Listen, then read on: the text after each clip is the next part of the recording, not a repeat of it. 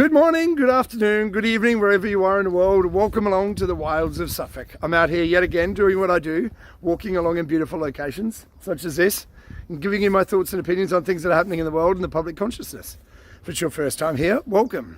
I hope you enjoy what I'm doing today. If you're a returning subscriber, all 1,325 of you I think there are today, welcome back. It's a pleasure to have you here. It's a pleasure to have you all here. Thank you one and all for joining me for the walk. So today, by the title, I'm entitling this video, The Man in the Mirror. Now, I'm directing a lot of this at me because self-examination and which we'll get into, but I'm going to be touching on a few different points today, and I'm going to explain something to you as best I can. I explained it to my wife this morning, and my wife doesn't really follow a lot of the things that I do, especially with financial kind of stuff. I explained something to her today, and she got it. So I'm going to try and hopefully get this message across today to get the point across, the point of what's going on in the bigger picture and what we're seeing and what it means. Okay, but first, let me do a little bit of housekeeping. What the title of the video is referring to is The Man in the Mirror. Now, with what I do, when I come out here and I do these walks, a lot of it is self-examination. I'm questioning myself, questioning my viewpoint, questioning the reality that we live in. And I share that questioning with everyone because I want to make sure that when I put that out into the world, that the feedback I get, the criticism, I listen to it all, I read all the comments, I listen to everything I hear, and the feedback I get, a lot of it is negative, let's say. Like you lovely people who watch these kind of things, who come here to listen to the rantings of a madman, obviously. I don't get negativity back at all. I get wonderful feedback. I get lifted up. I get support and encouragement, which is amazing, and it really fills me with joy to know that there are people out there who are supporting people who are willing to share their ideas and the way that they see the world, even in the face of massive criticism and propaganda attacks and everything that's launched against people who are sharing their opinion. Now, as I say, a lot of the time, it doesn't really bother me what people say, or I'm going to say what I'm going to say regardless. And sometimes that comes across as being heartless or being not thinking of people's feelings, or not taking into account, not having empathy for people. Now, I've done a talk about this before. I'm not trying to blow smoke up my own backside because I think I'm not that flexible. But there's a correlation between super high intelligence and lack of empathy. And I'm not saying I'm super highly intelligent. Let's put a pin in that. That's not what I'm saying. But there's empathy requires I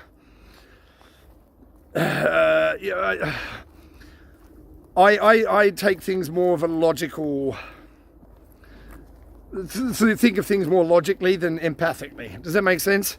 So when I say things or do things, it's more like, don't be so fucking stupid. That kind of response. That's people who are more sensitive would see that as a lack of empathy. And in a highly emotional state that we're all in right now, I'm angry, very angry with the way that the world is, because it doesn't make any sense. It's ridiculous what's going on, So it makes me angry, and that anger steers me more towards the lack of empathy and more logic way that I present things.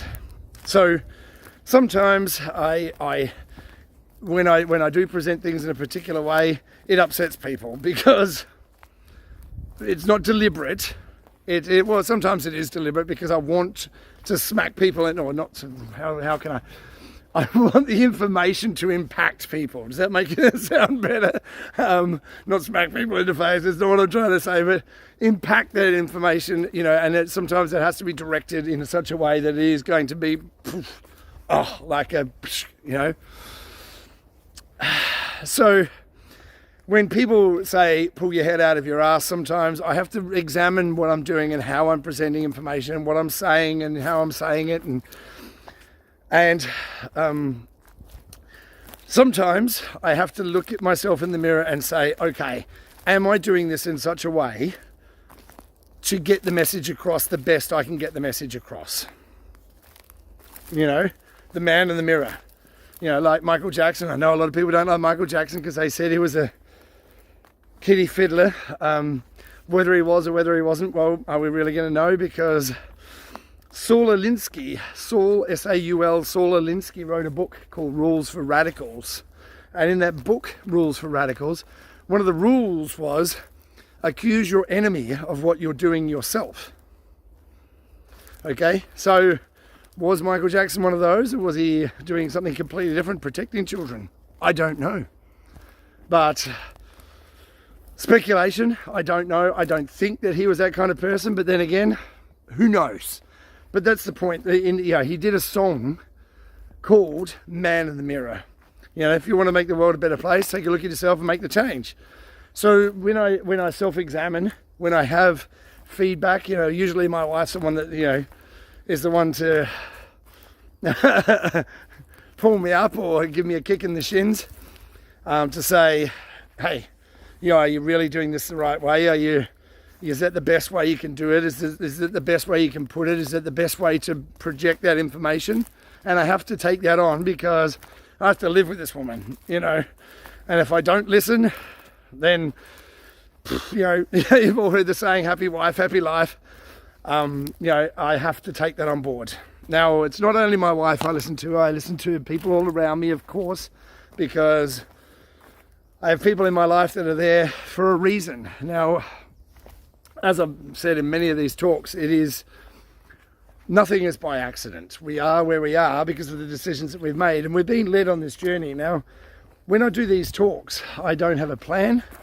I usually have a vague idea of what I'm going to talk about, very vague. Trust me, I come out here with no plan whatsoever.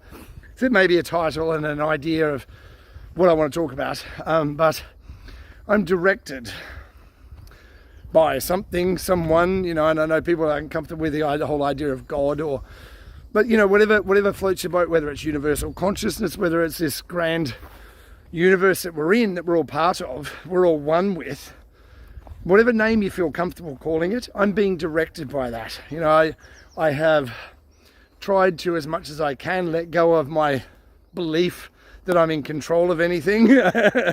We all like to think, no, I'm in control of my own life. No, you're not. And I try to let go and be guided on my journey by the things that are taking my attention the most, and trying to understand why those things are so prevalent in my life. Okay? So, for instance, if something keeps showing up that takes my attention for whatever reason, now there's an explanation for this. I've talked about the secret many times, and there's a scientific principle that goes behind it. That, for instance, I'll give you an example. If you're thinking about buying a Dalmatian dog, okay? You're thinking about buying a Dalmatian. All of a sudden, you'll see Dalmatians everywhere. Not because there's more Dalmatians, but because you've programmed your mind, your subconscious, through your conscious, neuro-linguistic programming, NLP, if you've heard of that. You're training your mind to look for that thing that you're focused on. Well, not consciously focused on, but subconsciously focused on, your subconscious, because you've programmed it much like a computer to look for a particular thing or a bug or whatever, that it will find that thing because that's what you're looking for. If you're thinking about buying a VW or whatever car, BMW, you'll see those everywhere. Not because there's more of them, but because you're focused on seeing it because it's interesting to you.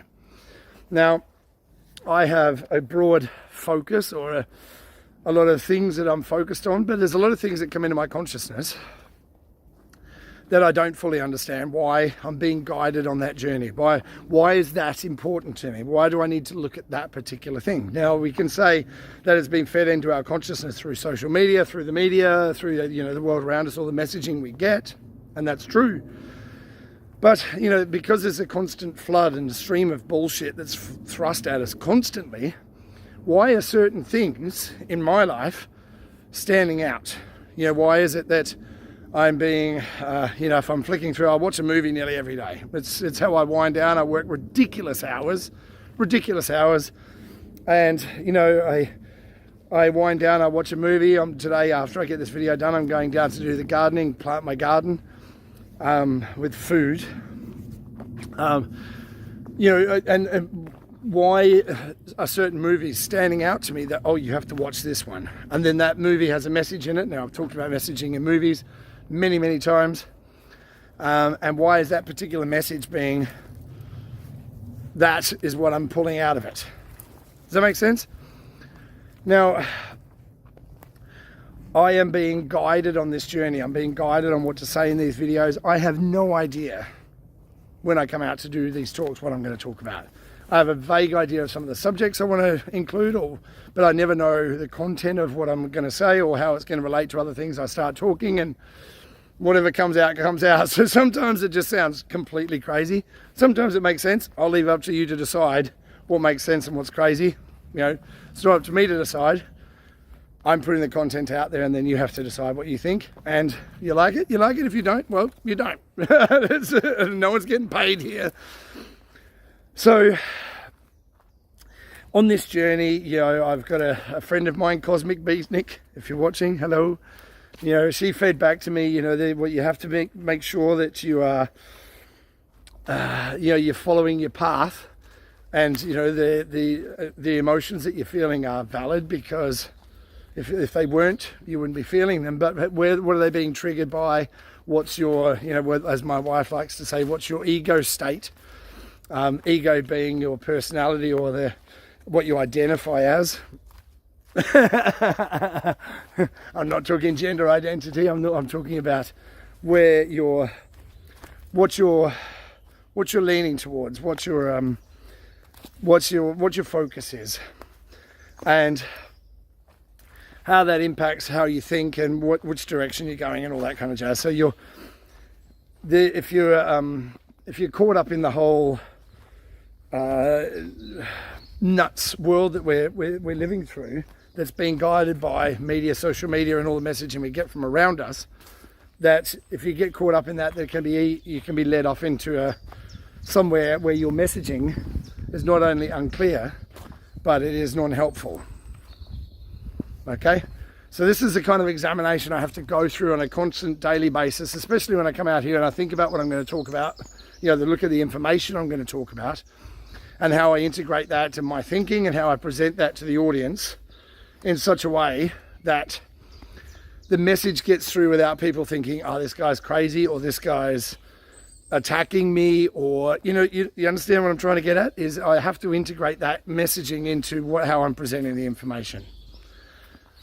So taking all that on board, the criticism I get, how I can best present the information, am I looking at it from a far enough viewpoint away, and it's not coming from a place where I'm triggered emotionally about a particular subject because I'm angry about it, for instance, and I am exceedingly angry about what's going on in the world because of the unfairness of it. It's not fair that we're being treated the way that we are. Just 1 second. How cool is that? The birds are all talking. The spring has sprung here. The plants are coming back to life. You can see the greenery starting to return here. Anyway, this is your weather report. It is lovely out here. Come out, just a t-shirt. Taste! Just a t-shirt and a jacket today, light jacket. I'm over my flu or whatever the hell that was. I feel wonderful. Wonderful. In the craziness, I feel wonderful. How can you possibly feel wonderful with all the shit going on? Still angry. But I'm trying to separate that anger from what I'm trying to present. And I'll try and do it in such a way that isn't emotionally charged unless it's required. And I won't try and trigger people deliberately, because then it turns the message into something completely different. So that's my reflective moment. Why? And I do take it as a personal reflection, and people around me that are feeding back information on how I can present the message better. Thank you. So I do take it all on, trust me. And when I have these messages from my wife, it's usually like, sort it out. You need to do things in a better way to get the message across, because if you don't communicate clearly, if you're not communicating the message clearly, then the message isn't reaching the people that we're trying to get to. Cool? Okay, let's change direction, shall we? Squirrel! So, I explained to my wife this morning, when I was talking about a consolidation of power in my last video that no one chose to watch. I mean, very few of you. I mean, I'm thankful for everybody that does watch my videos, but it's odd that the view count on the videos, I mean, it's up and down, it's all over the place. I don't fully understand it, but I think most people are most wrapped up in their lives and trying to sort out where their next meal is going to come from and how they're going to grow their own food when they've never grown food in their lives, or where they're going to spend their money, or if they're going to take all their money out of the banks because the banks are collapsing.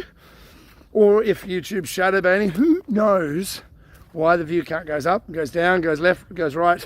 In the morning it's 500 views and then in the afternoon it's 200. I don't know why. I got no idea why. I don't pretend to understand the algorithms.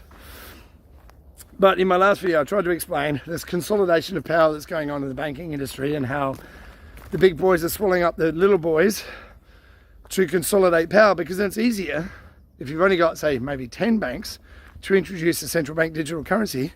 Central bank, understand? Central, when you have the power centralized, it's easy to introduce something that's not beneficial to anybody, because how are you going to escape the system if there's only a few banks?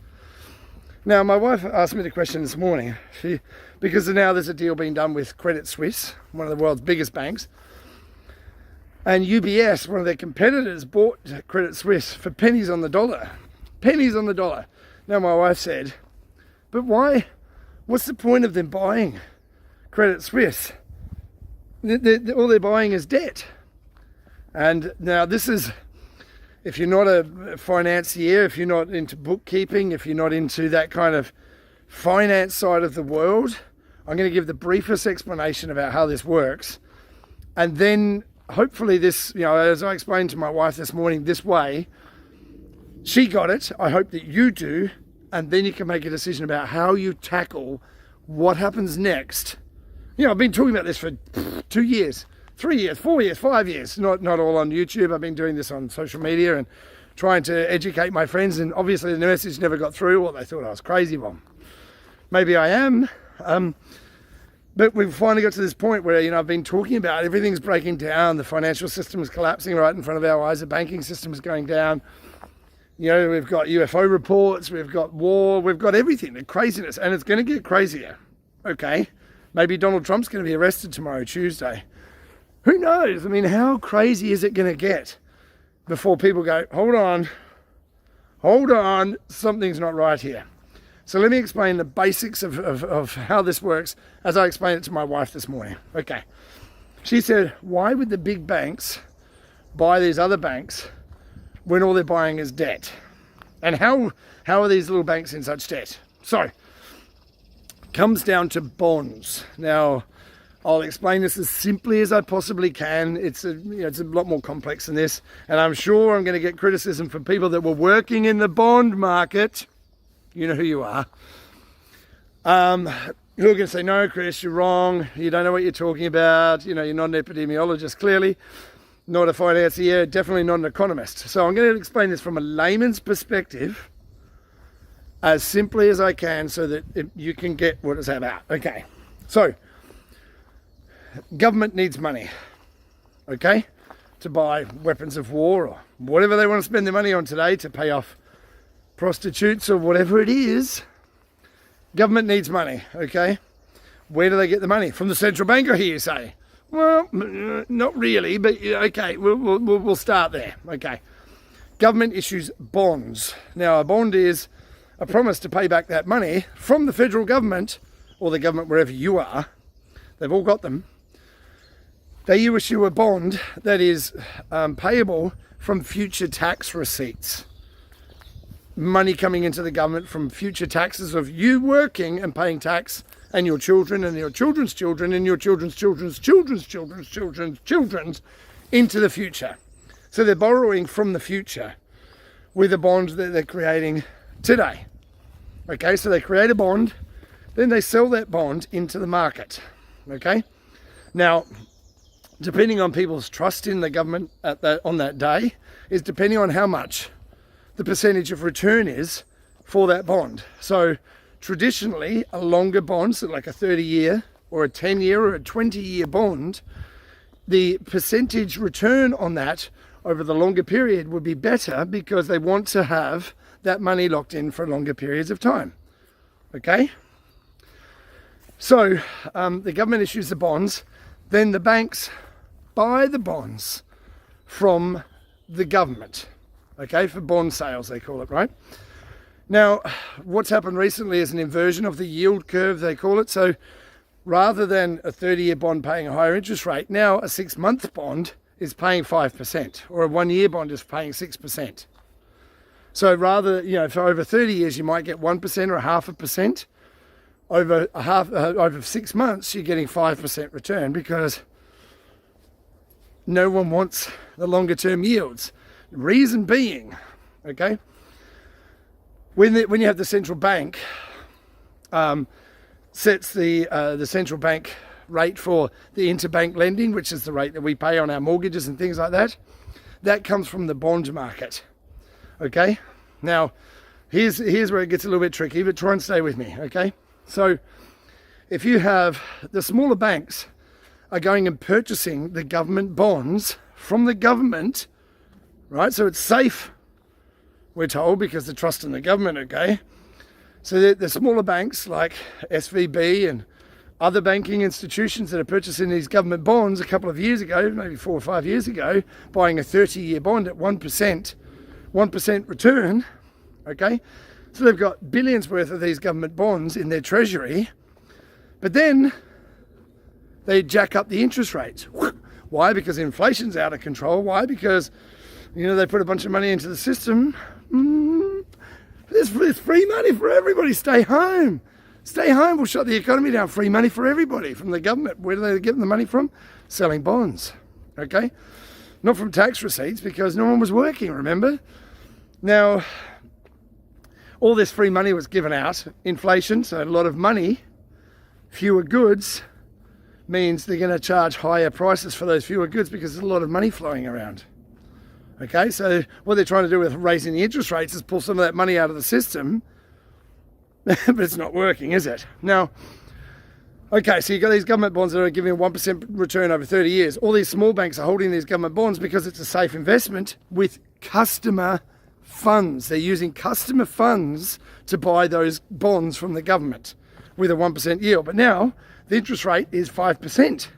So they're actually losing money on those bonds if they need to cash them out early because they're only paying 1%. Who wants to buy a 30-year bond over 1% when the interest rate's 4.5% for a 6-month bond? So if there, for any reason, there's a bank run on those banks, which is started by maybe Moody's saying they're downgrading that bank because it hasn't got enough holdings of customer deposits, which the government reduced the customer deposits holdings requirement, right? So to start a bank run isn't that hard. Now, these banks are then having to sell these bonds at a loss to return the customers' money to them as they want to or as they need it. So they're already financially in trouble because they've banked on these bonds giving them a return over a period of time, but now they're underwater. So they're already in the toilet. So when you have a bank that gets into trouble, now that's not even talking about derivatives. I mean, derivatives is another time bomb that's just, derivatives is the easiest way I can explain it. There's lots of different derivatives, but I'll give you the easiest way I can explain derivatives is, let's just say you have an ounce of gold or an ounce of silver, okay? A silver coin, okay? For every ounce of silver that exists in the world, there's talk that there's 300 to 500 ounces of paper silver, not real, just paper that's traded on the stock market backwards and forwards each day, 500 times more than what exists in the physical world in reality. Well, reality, whatever we're going to say that is. So there's 300 to 500 extra ounces of something that doesn't exist against something that does exist. It's a derivative. It's a derivative of the actual. Okay? Now, derivative debt in the world is something like It's in the quadrillions. I think it's 2.4 quadrillion. It's insane. Now, all these banks and financial institutions are holding on to this derivative debt that means nothing. It's worthless. It's completely worthless, because if that ever got called in, what would they sell? A piece of paper that says, oh, yeah, you owe me this much silver. But if that silver doesn't even exist, what are they going to sell? So all these massive corporations, massive banks and financial institutions holding this derivative debt and these government bonds that are worthless, it's all balanced on trust. And people are losing trust in these institutions and in the governments as well. So that's why the government bond rate has to be, when they're selling these bonds, or the corporate bonds, or whatever bonds they are, I mean, it's all based on bullshit, that no one wants it, which is causing massive problems, because they have to jack up the interest rates over a shorter period to get the money in that they need to keep things operational. Now, why would a big institution come in and buy debt from a smaller bank? Why would you do that? Because they're paying pennies on the dollar. Okay, so let's just say, all right, now you need to understand what debt and assets are. Okay, so if you're a butcher, okay, I'm a chef, and I buy some meat from you. Okay, now I pay once a month to you for the meat that I buy in that month. Now, on your books, you're writing it down as, okay, today you had some meat delivered to the value of £500, okay? Or $500, wherever you are in the world, convert it to your currency, whatever the exchange rate is on the day. So on the butcher's accounting, on their book, that's an asset to them, because that money is going to be paid to them. But to me, it's a liability or a debt. Okay, so someone else's debt is someone else's asset, or someone, liabilities, and someone else's debt is an asset to someone else. You understand? Because someone owes someone some money, asset, liability. You see? You with me? Or asset and debt. That's the easiest way I can say. So if I owe him money, it's a debt to me, but it's an asset to him. You with me? Okay, so now that we've got that sorted out, so if you're buying a corporation with a massive amount of debt, and that the amount of debt is assets, essentially, you're buying them for pennies on the dollar. So let's just say they've got 10 billion worth of debt. And you're buying it for 1 billion. You see where it works? So it accomplishes a lot of different things. Because a lot of the debt gets wiped out in the sale of it, because a lot of it gets written off, and they're buying it for pennies on the dollar anyway. Like when, for instance, if you've got credit card debt and you don't pay it to your credit card company, and they sell that on to a debt collection agency, the debt collection agency doesn't pay the full value of that debt. They pay pennies on the dollar, and then they come after you for the full debt. Okay? So the way that it's all done is it's all accounting fuckery, where they're picking up a bunch of assets, which is debt to someone else. They're picking up a bunch of assets for pennies on the dollar and consolidating power at the same time, and papering over the cracks in the financial and banking system in the malfeasance that they've done with this whole buying government bonds and allowing the government to spend like drunken sailors on a weekend binge, cocaine binge in a Thai whorehouse. That's enabled by this system of free money to the banks, and then that money filters down. So the money the banks get is almost free with no interest, but it's created from nothing anyways. And then it's loaned out to you with interest. So they're making money hand over fist for essentially committing fraud. Now, what we're talking about now is, but it's only 3 banks, Chris, is what I've heard. I've had criticism about that, which I listened to. So I was like, well, am I right about this? Am I doing it right? Am I thinking about this wrong? Go back and do some more homework, Chris, which I have. You need to understand that it is like a set of dominoes where you have the first one that falls and they're all holding on to each other's debt. I owe you, you owe me, we owe them, you know, and they all hold on to each other's debt. And it's a massive game of pass the parcel with the derivatives time bomb that is waiting to go off. Because if at any point all this fake gold and fake silver, if somebody wants to take delivery, or if everybody wants to take delivery of their asset, their gold or silver or their cash money from the bank, that the banks don't have, by the way, if everybody wanted it at the same time, the system would collapse. Now, this is the scary part. What else is there? Right? Now, I've heard this before. Oh, well, the system might not be perfect, but that's all we've got. Right? Now, I've heard a lot of people talking about Bitcoin. Oh, Bitcoin's going to save the world, and Bitcoin's this, and Bitcoin's that. Now, you have to decide what you think is best for you, okay? All I would suggest is go and buy some digital assets. Go and buy a bunch of different ones. Just not a lot of money. Just go and buy a little bit. You know, try it with maybe $100 or £100 of each one, and then move them from one wallet to another wallet. Say, go and buy them on one exchange, and then move them to a different exchange. See how long it takes. See how much it costs you. Okay? Then decide what you think is best. If you're talking about digital assets, how are you going to store them? That's another story for another day. But you need to understand this system has to come down. It has to crash. It has to go away for us to implement a new system. Now, we don't want CBDCs because it's centralized control yet again. We need decentralization. How does that work? We all become our own banks. Instant transfers, almost free. And then we don't have a third party in the middle deciding who gets what, and if you get it, or where you can spend your money, or what you can spend it on. So it is education. You need to educate yourself in how best you're going to organize your finances, and what is best for you that's going to make it work for you, how you're going to live through this transition. And we're going to go through this transition. How are you going to navigate this transition? Food, water, how are you going to, barterability. How are you going to barter? How are you going to get the things that you need? If, for instance, God forbid, your bank or financial institution doesn't work anymore, has gone under, is being acquired by another bank for pennies on the dollar. And are your funds safe?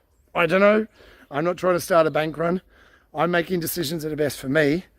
You've got to make decisions that are best for you, based on real world knowledge about what's going on in the world and how it all fits together and how it works, which is what I'm trying to present, and present it in such a way that is logic, but also at the same time without offending people and their delicate sensibilities during this period of time where everyone is in a heightened state of emotional stress.